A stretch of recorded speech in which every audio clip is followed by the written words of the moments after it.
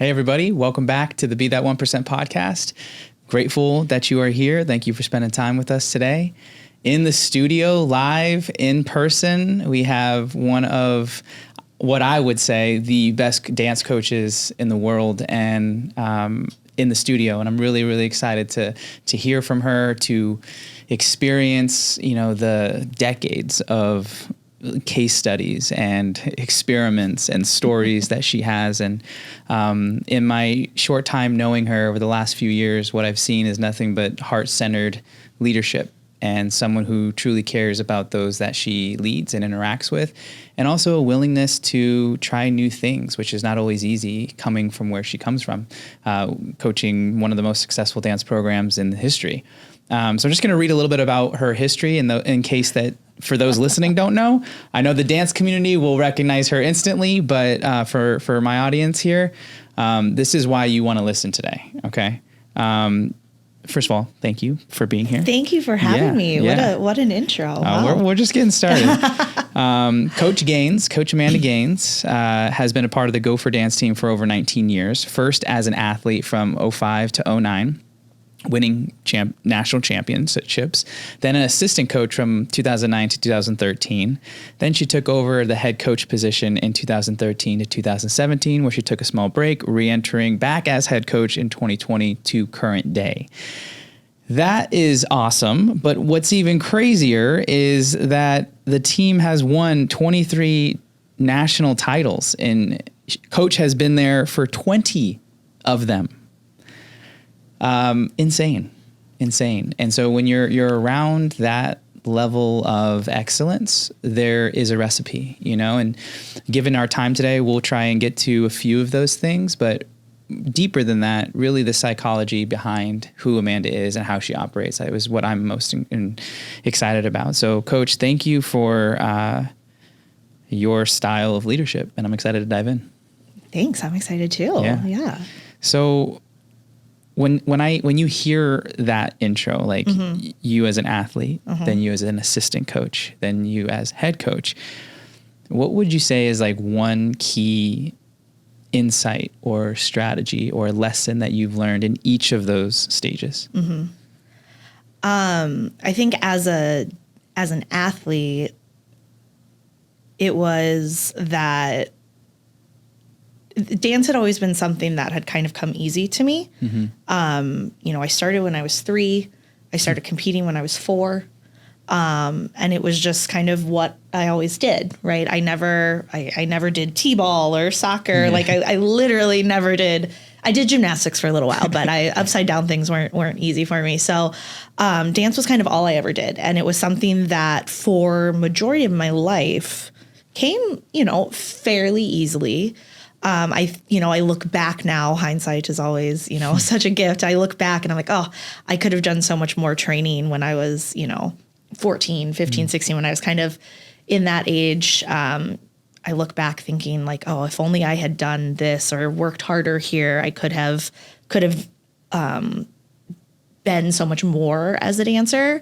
But when I think back to then being on the University of Minnesota dance team as an athlete, it was that like, you will never regret hard work. I think, like I said, having been something that was easy to me, I don't think I truly understood like how hard I was going to have to work to succeed at something that like I just done my whole life. And I think part of that was because this team mentality became the priority all of a sudden. It wasn't just about like, what does this do for Amanda? It was like, what does this do for the team? What is the impact that this has on the legacy of this program? And that's kind of what became the fuel for all the hard work versus like my own individual accolades.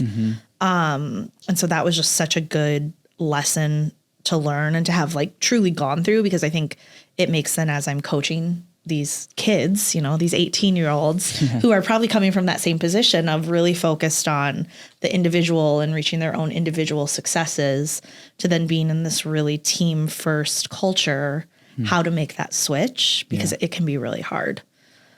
As an assistant coach, I look back and I'm like, I just wanted so badly to have the answers. And I think it was such a unique position to be in. I was so, so fortunate to get to assist under Amber Jackson, who really like built this program, right? Like started to build this legacy, won those first national championships before like Minnesota dance team was what it is now. And so I was so fortunate to get to learn from her and be a part of the process and the role that I was in. And so again, looking back, I'm glad that I was kind of forced to have to take that step back and like go slow and just take it all in versus having to be the one that makes that like those hard decisions. Because now being in this head coach position, like, you know, the longer I do this, the more I like to say, like, if I know anything, it's that I know nothing. Right? Like the industry as a whole is continuing to evolve, which is so exciting. It feels like from a competition standpoint, like the goalpost is constantly moving. You never quite know what you're working towards, which is exciting, a little scary. But I think what it has reinforced for me is that like at the end of the day, it is about the relationships and the people. And so as much as, you know, I have to make those hard decisions, I have to maybe choose alternates, choose who's on the team, choose what we're doing for choreography, what song we're going to do, what style we're going to do. At the end of the day, it's actually the relationships that keep me coming back. So when I was younger, it was about like the success. Sure. Now it is about like, what is the impact that I can have with these athletes, with these young adults? How can I help shape them, develop them, still win? You know, that's still the goal. We're still trying to win. My boyfriend will tell you I am the most competitive person he's ever met. And I'm like, well, we'll see about that. But, you know, I still like that still is a focus, but I think those relationships and being able to pivot my mindset to that being the priority has really been impactful. Yeah. Two things that come to mind is one, that trajectory of athlete, assistant, head coach is so necessary to get all the vantage points to have your decision making come from a holistic place as opposed to maybe an egoic place or a one-dimensional place, right? And when you study mastery of anyone, there's always like an apprenticeship. Yeah. And the athlete and the assistant phase is like an apprenticeship, you know, and it's learning the ropes. It's like, ooh, how do you handle that situation? Watching someone else do it from a third party perspective, and all that data compounds over time. Yeah. And then you're in actually the position to make the decision, and it doesn't make it easy, but you have tools that you've developed over time. Yeah. So that's really cool. And then the people first, team first, I love that. I think that that's essential for sustainability, longevity. When did that fully sink in? I think when I came back in 2020. Okay. When I first took over as head coach in 2013, 2014, the pressure was immense. I think at that point, all I wanted was to run the program. Like I was like, I'm ready. Like I want to be the one making the decisions, right? And so there was so much drive in me to prove myself in that way. That is partially why I ended up taking, well, at the time, I thought I was retiring. I thought I was stepping back from coaching in 2017 because my mental health just got to the point where I could not sustain this level of pressure, this level of expectation. I was not taking care of myself in a way that was allowing me to show up for my athletes as the best version of myself or as what they needed. I did not think I had the capabilities or the drive to make the decisions that needed to be made to continue the trajectory of the team in 2017. And so that was partially why I took a step back. At the time, too, I was also working a full-time corporate job on top of coaching. And I was kind of to this point in my non-coaching career where I had to decide, like, am I going to go all in with this? Or, you know, it was a tough time. So that was partially why I took that step back, because I think the pressures of it all were just really really getting to me. And I didn't think I was coaching for the right reasons. Like second place was the end of the world to me, you know? And so I took that time away and, you know, I was still involved with the team. That first year out, I was basically just a super fan of the program, which was amazing. You know, the coaches that stepped in after me were, you know, dancers that I had coached on the team. So I had a really good relationship with them and, you know, felt like I was able to kind of mentor them and help develop them in that role. And they did amazing things with the program. And the next 2 years, I was able to do some choreography and being kind of in that, like I was a little bit closer to the process again. Just kind of reignited that, like, wait, why do I love this? Why do I want to be involved in this? And so it made me really take that step back of like, okay, dance is something I've done literally my entire life. It's all I've ever done. Do I really want to be out of the world? No, I don't. Do I feel like I'm ready to step back in? Yeah, I think I am, because I just had such a different perspective. And then I was actually announced as coming back as head coach it was like the end of February, early March of 2020. And so then like everything shut down. And so I had to all these big plans I had for coming back completely went out the window. And again, that was like probably the best thing possible that could have happened, because it made me actually completely reassess how I was coaching, why I was coaching, because everything that year was different. Yeah. Nothing was like it had been. And so when we did eventually get, you know, back to normal from like a season standpoint, my perspective had just shifted so much. And I was truly in it because of the impact I could make, because of the relationships I could build, because of, you know, the culture I could create, the way I could develop them. Like it was exciting again. That's not to say I don't feel the pressure still. Sure. There definitely is pressure I want to talk about that to execute, but that time away actually just allowed me to completely reframe my perspective. Yeah. And like I said, it's exciting again versus overwhelming. The proving portion of that, you know, I think imposter syndrome can come in, comparison can come in, the I'm never good enough can come in, which is so common in anything, but particularly in dance. That just creates excess thought. So you're always anxious. It just never stops, right? And so to have that break and recalibrate and say, okay, if I were to come back, what would that look like? And what's gonna make it feel lighter and more expansive and more fun? And for you to land on relationships, which according to any research on longevity, happiness, fulfillment, purpose, like relationships is the cornerstone.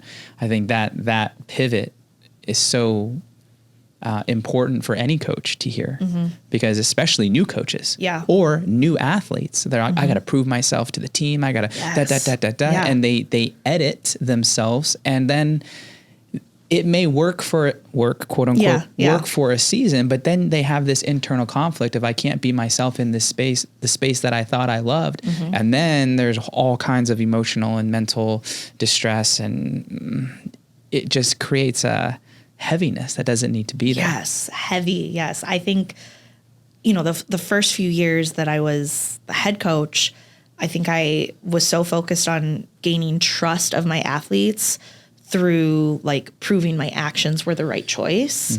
Whereas now I look at it as I'm gaining trust with my athletes because I'm developing a relationship with them, and they know that I have their best interests at heart.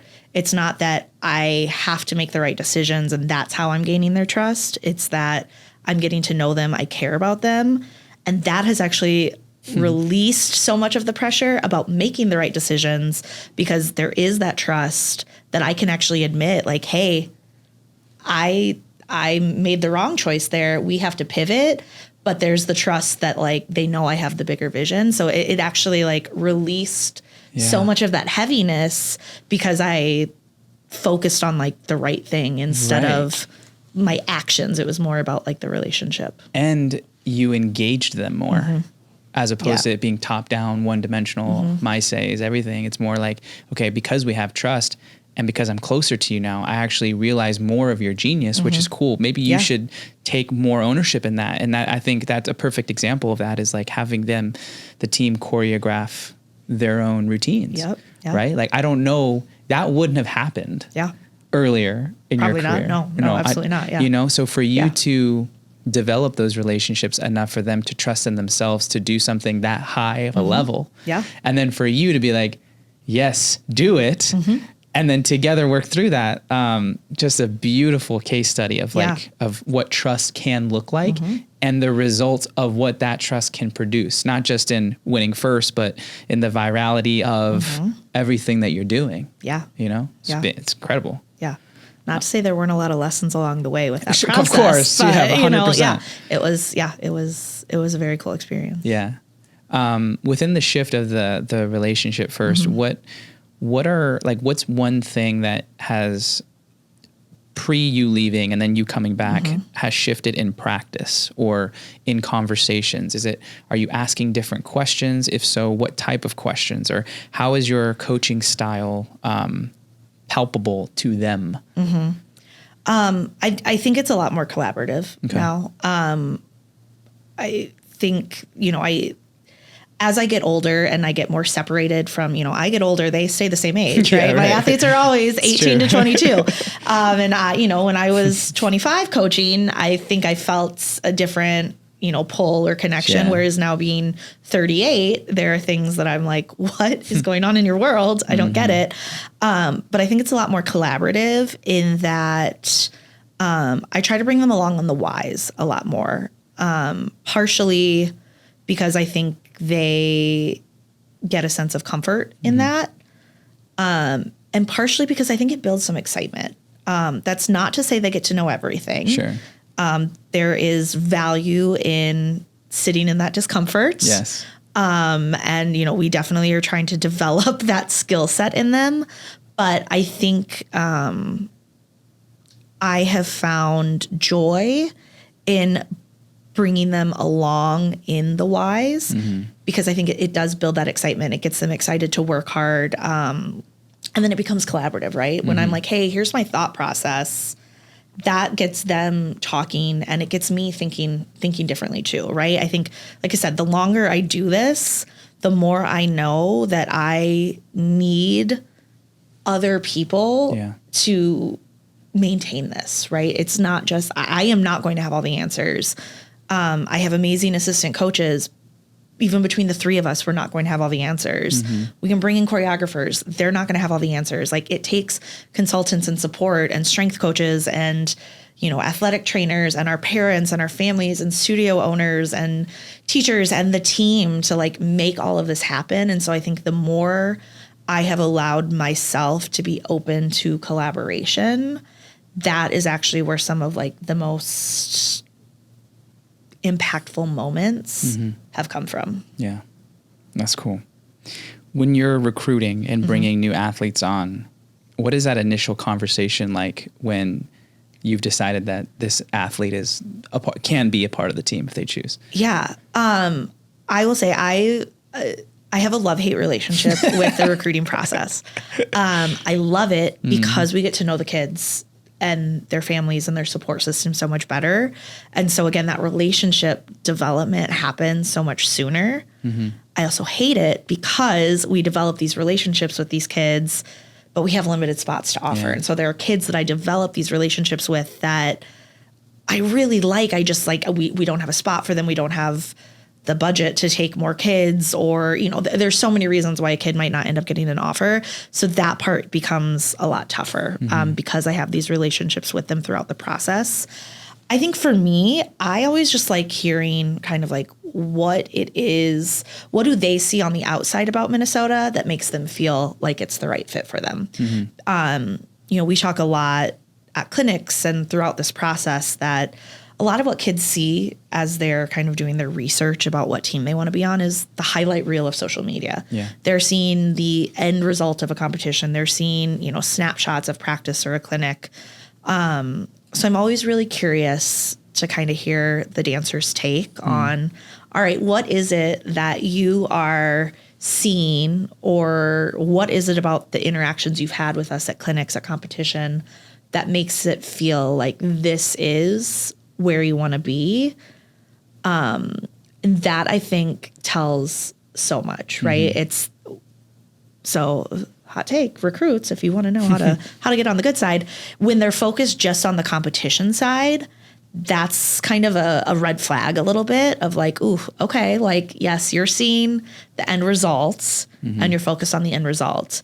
It's when they can share an interaction that they had at a clinic where, a team member really helped them get a skill and then followed up with them and like celebrated with them when they got it. It's when they talk about, how they saw the coaches interact with the team on the sidelines, or, they heard a podcast. So it's when they can get deeper. I love hearing kind of what it is about Minnesota that makes them think it's the right fit outside of the competition piece. Yeah, that's cool. I like that. So you obviously experience high levels of pressure, expectations, and being that the dance is constantly shifting, the bar continues to rise. And from the last 20 years, I feel like you've navigated that. I'm not saying it's easy, but you have found ways to be resourceful and still perform at a high level. How do you think about the pressure and expectations? I imagine that throughout the course of your coaching, it has changed, but currently when you hear an expectation placed on you, right? Or you're sensing the pressure from the media, from the socials, like in your mind, what is happening? I don't handle it well. I'll be the first to admit. I am not very mentally tough. Let's call it what it is. I think I used to be. I think as I've gotten older, again, like my sense of like protectiveness over the team has expanded. Like this like mama bear instinct kicks in. Whereas like before, it was about like protecting my own like ego. Whereas now the pressure is about protecting the team. Which I think is why it's gotten harder, because it's not just about myself anymore. I like the phrase, like, if you wouldn't ask for their advice, like you shouldn't care what their opinion is. So I really have to lock myself in on that. I think when it comes to, elevating, it's about taking calculated risks. And I think you have to be okay with, there are times where you'll maybe take a risk and it won't pay off that year in terms of a championship, but the impact of what it can do for the industry long term is what's worth it. And so it's really about like thinking longer term than just like this year, as we're thinking about how we continue to elevate. And I think that is what has helped us maintain, because as much as we're thinking about, yes, like what will work this year, how do we top the aerial turn?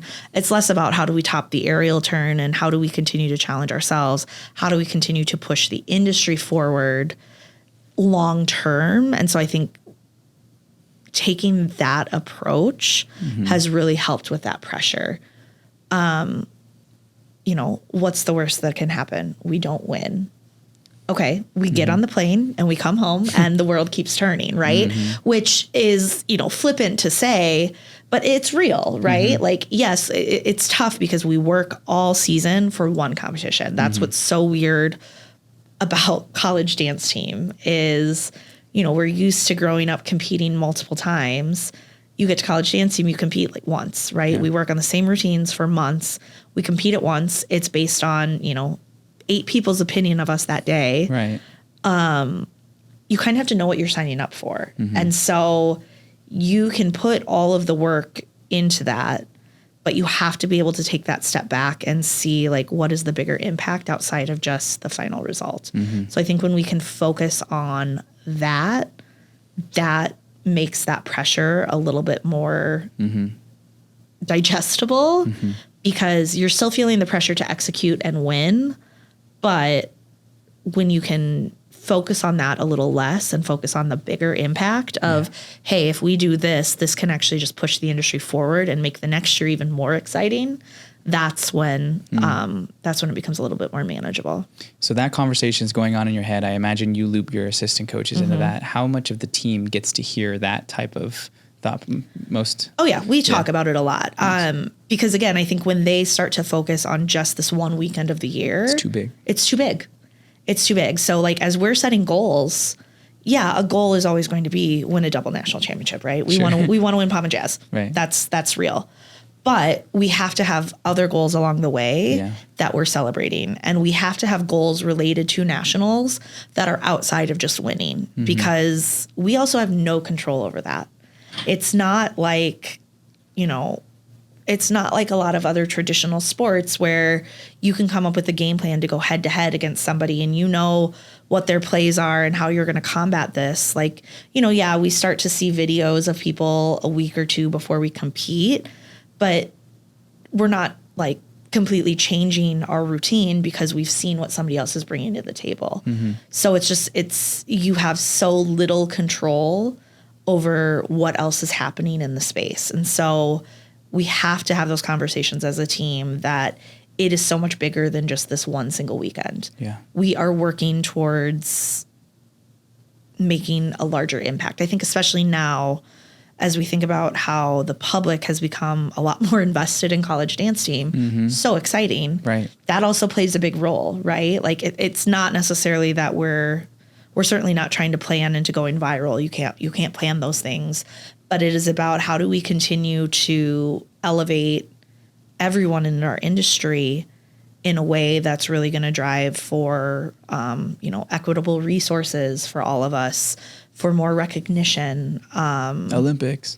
Yeah, right? So I think we have to have that conversation as a team about it being larger than just that one weekend, because otherwise that moment becomes too big. That's not to say that we don't focus on nationals and focus on winning, but there has to be that secondary piece that takes some of the tension off of those like 3 days in Florida.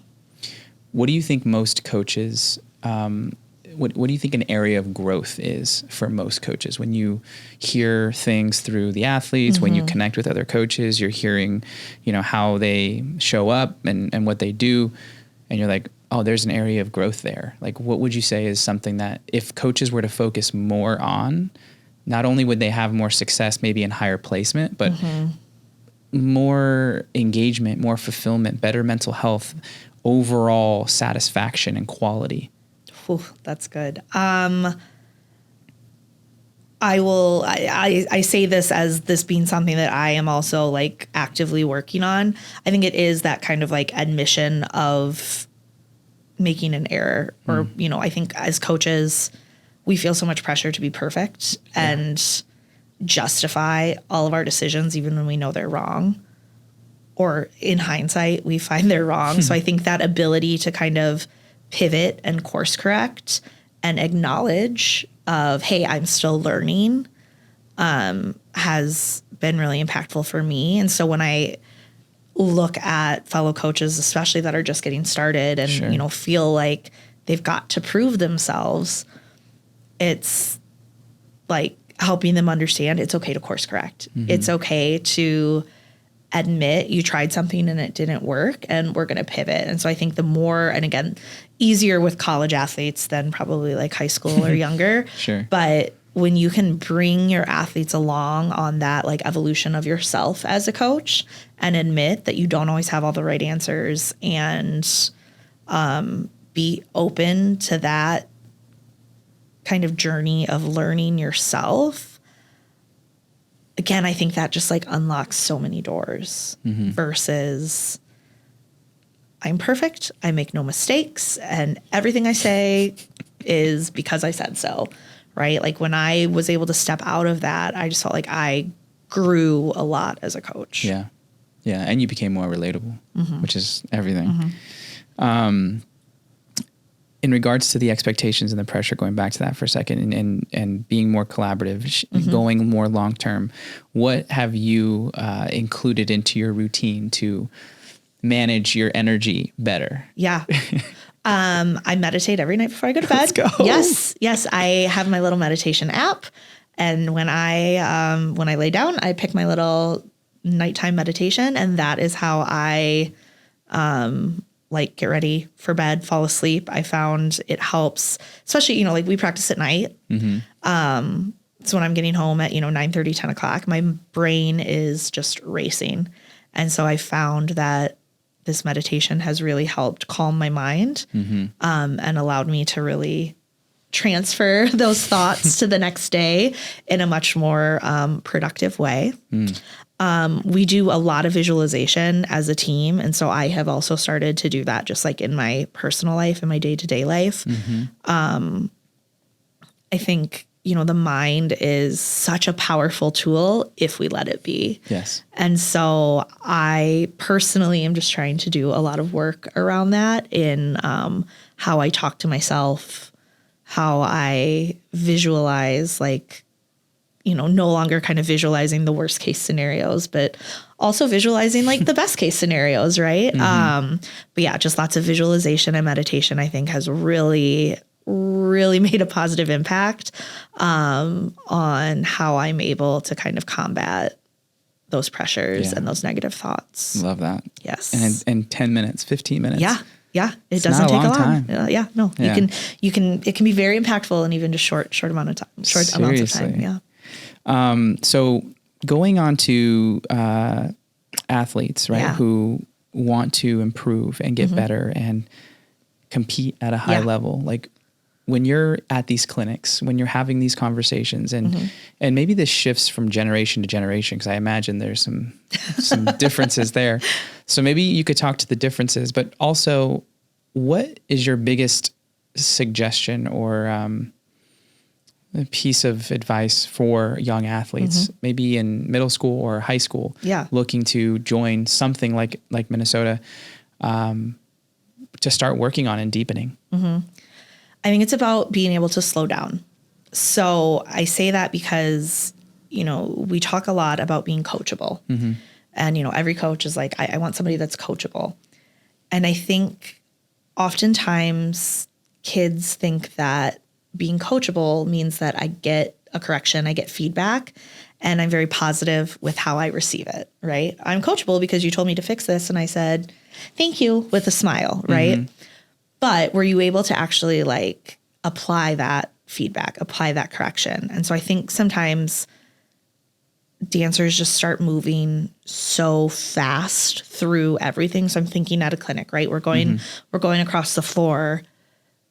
A member of the team or a coach comes up and gives you a specific correction. Are you actually pausing and taking a second to get that in your body and try it again? Or are you acknowledging it and just saying thank you with a smile and then just continuing on doing exactly what you were doing? So I think when dancers are coming to these clinics, they're taking classes, we college coaches are just saying train, right? Yeah. You want to dance in college, you've got to train, be versatile, be good at picking up choreography, do multiple styles. As you're training, are you actually slowing down to take advantage of all of the feedback and both positive and, corrections, opportunities? Are you taking the time to actually acknowledge and absorb that? Or are you thinking that you're being coachable because you're just being really positive with how you're receiving it, which is also important, right? You want to think through what's your body language? What's your outward energy? Yeah. But are you able to apply that? Because you've got all of these resources at your disposal. People are hungry to help you get better, but are you absorbing that feedback in a way that's actually allowing you to grow? Yeah. So there's a really great thinker by the name of Naval Ravikant who was sharing an idea of how people think that just because they spent a lot of time on something that they've mastered it. Yep. And that isn't the case. It's you may have spent a long time, but your energy was at 50% all of that time. Yeah. And so there's a difference between time and then iteration. And an iteration is basically you perform something, you get feedback on it, and then you do it again to close that loop and make the adjustments. That's one iteration. So rather than, 10,000 hours I need to master this, it's really 10,000 iterations. So it may not take you 10 years. It could take you 2 years if you can get that many reps in that time. Meaningful. You know? And so like it fits with what you're saying is like, you could work hard and you could train, but if you're not getting the precise feedback and then immediately applying it and feeling that difference, is there growth? Yeah. You know, and how much, you know? And so you can be a completely different athlete from season to season if that is how you look at it. And so it made me think of that. Yeah. Yeah. What are some really cool things or one cool thing that you do in practice that would sound completely absurd to the world? But you're like, we actually really love this and it works for us. Oh, that's funny. I don't know that this is absurd, but you know, something we do at the end of every practice is grades. The team, and you know, this is not like a foreign concept to a lot, but the team, you know, shares like what was a great from practice. What is something that you accomplished or that you achieved or that was like a highlight of you for practice, either about yourself or about a teammate. We talk a lot that like if they can't celebrate themselves, how can they expect others to celebrate them? And it's interesting because majority of them have such a hard time the hardest acknowledging something that was good about practice. Like they struggle with like finding something good about themselves that day or something that felt like a success. Like, and we as coaches will be like, well, hey, like, what about that really amazing, like 7 pirouettes you did? And they'll be like, oh yeah. And you're like, okay, you know, so I think we really try to be intentional with acknowledging those little successes, but also equally acknowledging like, we've gotten to the point where some of them are better than others at this, but them being able to acknowledge, hey, I was actually having like a really bad turn day, but a great for me was that I did not like mentally shut myself down. I kept showing up. And so I'm proud of myself for that. Like that is equally as important to acknowledge. And so I think, you know, we as coaches really try to create that space and kind of hold them accountable to calling that out in a genuine way, because they are so reluctant to celebrate themselves sometimes that I think, you know, just as they're building their confidence, when they get to those hard days, they can then look back and be like, oh yeah, but look at all these like amazing things that have happened along the way. So we do that. I think people are oftentimes surprised, and I will admit I'm not always good at this. My intentions are always good about this, but you know, time is of the essence sometimes. We spend a lot of time on the basics. When we're doing across the floor combos, if we're working on pirouettes, we start with a balance, then we go into a double and a triple before we start working on 5 pirouettes. And so, you know, like a lot of kids will be like, well, I'm an advanced dancer, I can do 5 pirouettes. And it's like, okay, well, show me your double. And if your double doesn't have the right technique, you're actually not an advanced dancer. And so we spend a lot of time on the basics. And so by taking that, like slowing down to focus on that entry level stuff allows us to go faster with the more advanced stuff. And so I think people are oftentimes kind of surprised by that. Love that. I look at any, like a Kobe Bryant, one of my favorite examples of like athletes. He would always say like, what makes me so solid all around is I've mastered the basics, you know, and I'm not too good to say I'm over them. Yeah. And arguably the better you get, the more diverse those basics can become. There's layers. Yes, you know? Absolutely. So especially with dance, like it all kind of like builds on itself. And I think that's one of the downfalls of like social media being so popular is that dancers have access to see all these like amazing skills that they maybe couldn't see before.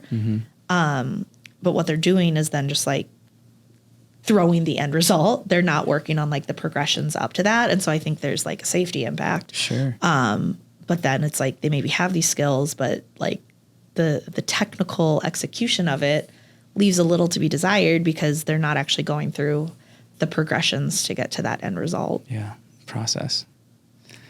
For parents who want their kids to be involved in dance and maybe they're 2, 3, 4, 5, 6, or first time in high school. Yeah. What is here's what you want to think about before putting them into dance that you would maybe mention to a parent? Because there's a lot of mixed. I think, dance is tough because there isn't necessarily a consistent judging rubric across competitions, styles, and if you're going to be in competitive dance, you're being judged. So I think just being aware of that even the most positive environments, there's still this element of being judged on what you're being perceived or what preferences are, because there isn't, in gymnastics, it's this skill is worth this many points. Dance doesn't really work like that yet. Who's to say we won't get to that point, in the future, but the way scoring works for competitive dance right now is just very open-ended. And so I think being aware of that, because there can be a lot of mental gymnastics that have to be done to kind of navigate what that feels like. And so as parents, you just have to be their biggest cheerleader. You have to be their support system. You have to help them find the wins outside of the score sheet, because at the end of the day, it is always going to be someone's opinion. And that can be a really tough pill to swallow at any age. Yeah. And so just being aware of that and developing and fostering this just sense of confidence and kind of, being unshakable based on others' opinions, is going to just set these dancers up for success. Yeah. There's so much good that comes from dance too. 100%. You learn so much about yourself. Again, the confidence, the poise, the way you're able to perform and project, and just the impact on public speaking. And there's so many positives that come from it, but it can also be a really terrifying space if you aren't mentally tough enough for it. Yeah. So this is a twofold question. Yeah. And it's under the umbrella of profession, outside of dance. Yeah. So dance, so many life lessons, I think. If you pull out some of those and then you apply that to maybe, you mentioned you were in a corporate position a while back, and what dance related insights have you used in corporate life or in maybe outside relationships? Yeah. Teamwork. I think, working towards a common goal, working with a diverse group of people from, different backgrounds. You really, you get that a lot in dance, right? It's a universal language. And so that kind of communication quality, can really become applicable outside of the dance setting. I think you learn how to kind of turn it on. I think that was always something in my corporate space. How I would maybe interact when I was just at my desk being kind of goofy or chill or whatever. And then I would get into a conference room and present, and people were always whoa, I didn't know you had that in you. And I'm well, I used to go, stand on stage in front of thousands of people. So I can turn it on. Right. It just builds this confidence, and you kind of get this, this alter ego. I know we've worked on that with my team, with you. You get these kind of alter egos that are applicable in all sorts of settings that really just help you kind of channel your best energy, your best self. And I think it's really cool to see. I see it all the time in my dancers, the way they interact in practice, and just how they are goofy and silly, and then the way they just turn into these just confident monsters when they tackle these really high pressure situations. It's exciting to think about how that's going to set them up outside of dance because I know that like no matter what is thrown their way, they're going to be able to overcome it. Yeah, that's so cool. How has your attention to body language changed over the years? Oh, I'm big on body language. Right? Yeah. Reading it. Because you're seeing them in so many different areas. Yeah. Tired, excited, fatigued, scared, nervous. Decades of analysis, you know? So like, tell me a little bit about that and then how you use that outside of dances also. Yeah. I think I've started to allow myself more context as I'm evaluating body language. I think, you know, like, yes, when they're, as I get older, I'm trying to be better about always assuming positive intent too, right? Yeah. Like, they have their arms crossed. It probably isn't because they're, you know, like closed off. Yeah. It's because they're exhausted because it's hour 6 of practice and they're just trying to like stay upright. Right. So I've allowed myself more context as I'm kind of like looking at body language. I think I pick up on facial cues so much more. I think dancers in general notice facial cues so much more because of the performance aspect, right? We are so used to being kind of like over the top with our facial expressions, with our eyes. So I think as we're speaking with people outside of dance, we get caught up in faces more than others because that is something that we like train so often. And we're so used to being so expressive in all ways, right? Whether it's happy, sad, emotive, like dance, really, you know, you're telling stories. And so I think we focus so much on facial features that can probably almost be like off-putting to people because like you can almost feel like, you know, a dancer can like stare into your soul and really like really make you feel uncomfortable. But I think I've allowed myself to be more influenced by the context of the situation as I'm looking at body language versus just my like initial gut reaction of what they are projecting. Yeah. I think social media has played a big role in that too. I think just like how we project, how we interact with the world around us is just different now because of social media. And so that's kind of something that I've been navigating of like. It's like we're always on a documentary. Yes. Yeah. And so I think that's kind of been interesting to try to unfold a little bit and unravel of how that has kind of played a role in how people are interacting in the spaces that they're in. Yeah.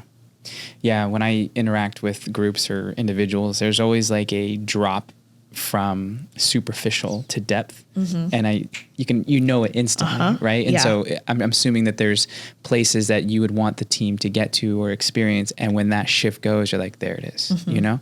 And I think it's cool for a coach like yourself to have that awareness, because if we walk around like we're being filmed all the time, whether it's us doing it or we hired someone to do it, then the mask always is on, you know, and that is also heavy and draining. And then on top of all the other things that you have to do, it's like you almost can get numb to it all. And numb as a dancer is just mechanical. Yeah. You don't want that. Yeah. No, it's emotion, and but also that emotion comes with a toll if you're not managing that properly. Because if you're constantly pushing those emotional buttons, then you're just like zapping again.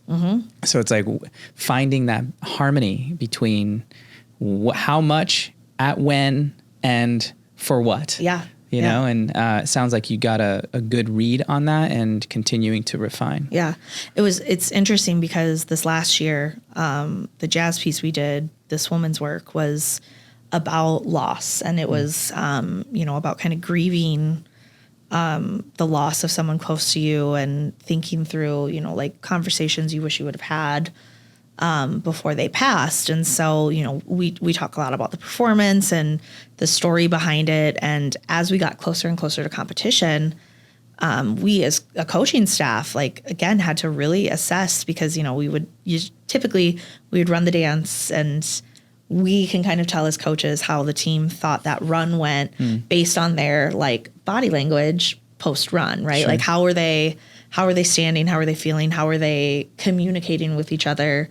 We could already kind of get a sense of how they felt it went. Yeah. And what was interesting is with this particular piece, they had to go to such a like, not negative space, but such a deep kind of personal, emotional space that every time we would run the dance, like they were still so deep in that, that there was never that like excitement or sense of pride or joy or accomplishment at the end of running it. And so as coaches, it took us a couple times to be like, oh my God, like that was good about this? like, yeah, do we not feel good about it? And they're like, no, we feel good. We're just like still in that headspace. And so we had to completely like pivot how we would interact with the team after a run, no matter how successful it was, because they were still in that like emotional space. And it was such an interesting experience, because then you get to nationals and you've got these cameras on you as soon as you walk off the floor. They're filming you, like watching your routine. And I think people are expecting, just this like, let's go. And, the team is just like sobbing and like in their feelings. And I think for somebody like externally seeing that for the first time, they'd be like, oh my gosh, they're so disappointed in how that performance went based on what like their body language and external energy was. But we as coaches and those like in the circle knew like, no, this is actually like such a good thing. There's so much pride in this. It's just, like that context around it. It really opened my eyes to kind of like take that step back and give a little grace with how I'm maybe like observing some of that in other situations. Such a emotional agility. Yeah. And the metaphor that kind of pops into my head is like a sponge. It's like during the routine, you're soaking yourself into that story, into that, and it's full. And, arguably maybe after the routine, you've squeezed some of that out, but there still may be some residue water that you got to like make sure takes a while to dry out. Yes, absolutely. I love that analogy. You immerse yourself into something else. And so that ability to bing, bing, bing. Yeah. Is I think what elite athletes can do. Yeah. Beautiful. Let's see. As we move into this next season, what would you say is exciting you the most? That maybe it's the same thing that it is every year, but if there is anything different, what would that be? Or what is that? I'm excited to maybe just switch up what the expectations are for our team. I think when people think of like Minnesota dance, they maybe have a specific routine or performance or a skill in mind. And so I'm excited to just approach this season and think of it as just kind of like a clean slate and just kind of like refresh. I think that's the beauty of, yes, we're going for, we're defending a POM national championship, but I think that's the beauty of like 2 years of having gotten second in jazz. The risk feels less risky because again, what's the worst that's going to happen? We don't win. Already happened. Right. So I think it continues to remove some of that pressure and allows the athletes to just kind of go like all into it, because in their minds, the worst thing that could happen has already happened and they've been okay. So I'm excited to approach our season with that kind of just like openness of risk taking and trying new things. And again, that mentality of being able to just like focus on pushing the industry versus just the individual results for our team. Yeah. I love it. 2 more questions, all backstage related. Yeah. 2 scenarios. And maybe you've done a really good job in the prep, so you don't experience this as much, or maybe you had it more earlier in your career than now, but 2 scenarios. One is like you're right in the minutes before you go on and there's an athlete that is unsettled, super nervous, crying, not sure if they can do what they need to do. What do you do in those moments? This is something I've learned from you. I think the importance of physical touch. We embrace. I think that kind of helps calm like their nervous system a little bit of just embracing. And then I think that's where we go back to those greats, right? We talk about all of the amazing things they've already accomplished, all of the moments they've already overcome these challenges.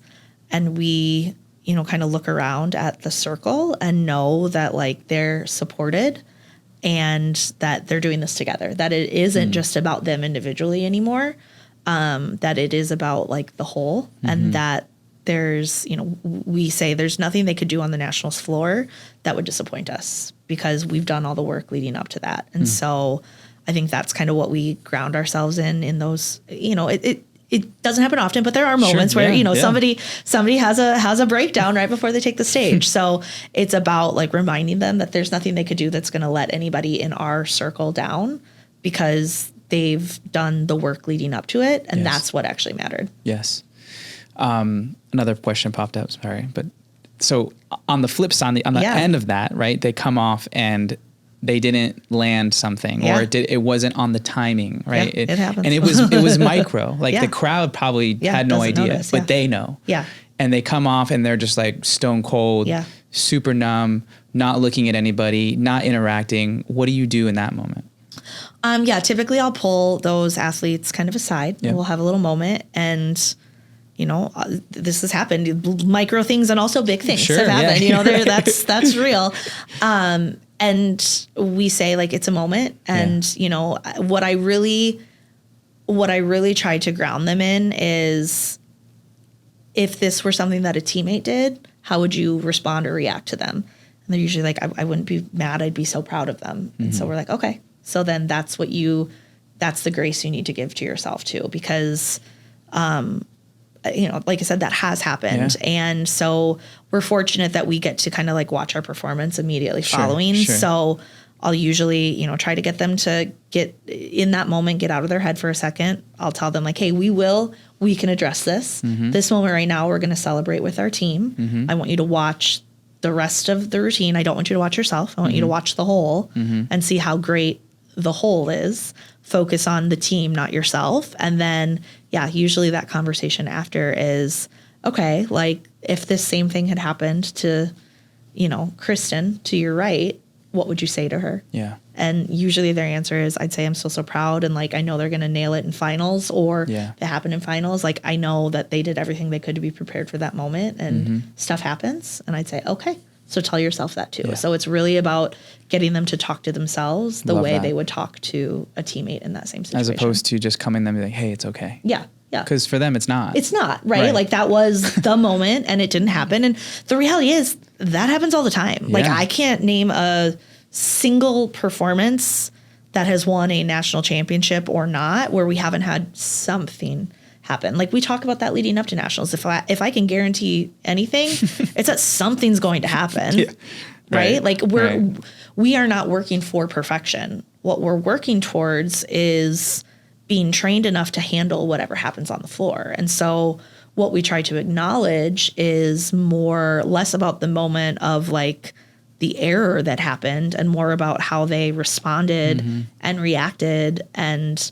thrived after that. Because in every single instance, that's what happens. They touch down on a skill, they nail their solo later. They fall down on an aerial turn. Well, how proud that like they crushed the performance for the last 30 seconds after, and their teammate next to them was so smart and made such a good solve that like, you know, it's just like there's so many things that you can still acknowledge and be proud of and celebrate. True. That we try to pivot on that. Like, hey, maybe you're not happy about that, but look at how smart you were in that moment. That takes a really strong dancer to have like recovered like that. Like that's what we try to focus on, because stuff's going to happen. We're not perfect. It's never going to be perfect, and we're not aiming for perfection. Yeah. So good. So good. Okay. Last question. Nationals, wild energy, so many distractions. Yeah. Teams everywhere, people everywhere, energy everywhere. What are like, how do you keep, and maybe this isn't the right word, so feel free to reframe however you need. Like, how do you keep what you do sacred amidst all of that chaos? Yeah. And is it something you say? Is it how you find the right locations, spaces? Like, how do you think about that? We talk about the bubble. Okay. So we practice the bubble before we get, and we practiced the bubble when you were there too, when you came in and worked with the team, but it's about being able to kind of like drown out that external noise, whether that is like physical, actual noise or just like, the thoughts running around your head, and just focus in on the team and like your safe space. And so that's kind of our like trigger word is, like when we're in a space that's overwhelming, there's stuff happening everywhere, we'll be like, hey, bubble. And that's kind of like our way to like hone back in. We talk about within the bubble, staying vocal. That doesn't necessarily mean you have to like scream and yell, but it's about continuing to communicate with each other. In some spaces, it is about being loud and like letting your presence be known. And that's kind of what helps like pull you into the bubble when there's a lot happening. But yeah, at nationals, like, it's hit or miss if we're going to be able to be in the hallway we like to stretch. Maybe there's another team there. Maybe they changed the rules and Disney won't let you be there anymore, right? Or, hey, they rearranged the marking room. And so what you were visualizing the whole time has actually shifted a little bit. But when we can say bubble, that kind of pulls us back into like, hey, our group right here, we're not going to like let any external noise, literal or figurative, like infiltrate that bubble. And we're just going to focus on what we need to do. So cool. I love it. Amanda, I just want to thank you for your time. Yeah. Glad thank you that for having me. You're in this industry. Yeah. And I love how your approach to long-term is continuing to shape and influence the dance community. I think it's important that more coaches use that lens, regardless of how long they plan on coaching. Yeah. Like, how is your actions this year, today, going to impact 3, 5, 7 years later? Yeah. And I think that's just valuable for life in general. And Warren Buffett says, like, one of his key insights, it's like, if you were the business that you're in, if you were only going to be in that business for the next 100 years, how would you build it? And it forces people to say, would I hire this person knowing that I'm going to build this thing for 100 years? Yeah. Maybe, maybe not. Yeah. This business decision, 100 years. Okay. It just forces you to think deeper about who you surround yourself with, what you want to get involved with, how you show up to a space. And so to hear you say that is it mirrors a little bit of that energy, which is cool. Any last words before we wrap? No, I just want to say thank you so much. I know you made such a positive impact on the team and our journey and experience last season. So it's been great to chat. Honored. Yeah. Honored. Thank you so much. Thank you. Okay.